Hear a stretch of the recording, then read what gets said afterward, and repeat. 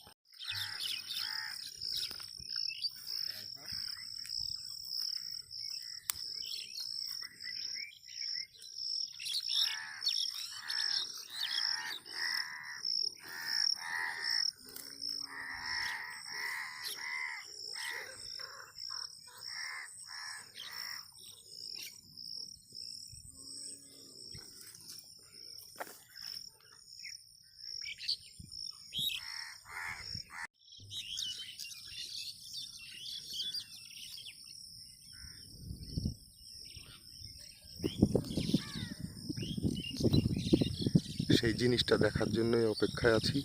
একটু ধৈর্য ধরুন, পেলেই দেখাবো।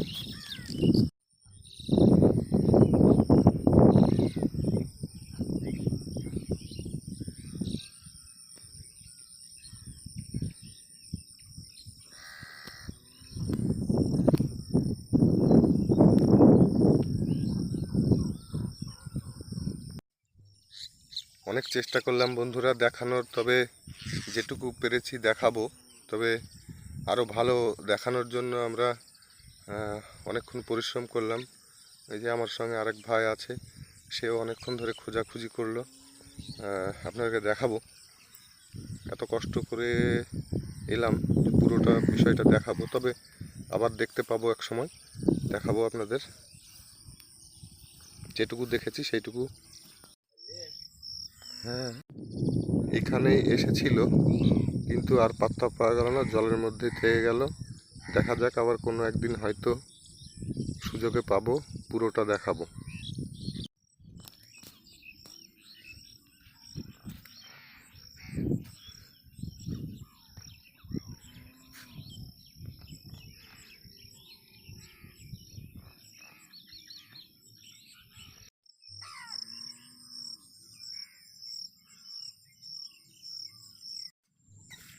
ন্যাশনাল জিওগ্রাফিক চ্যানেলের মতো ক্যামেরা নিয়ে পিছন পিছন ছুটছিলাম, কিন্তু শেষমেশ তার দেখা পাইনি।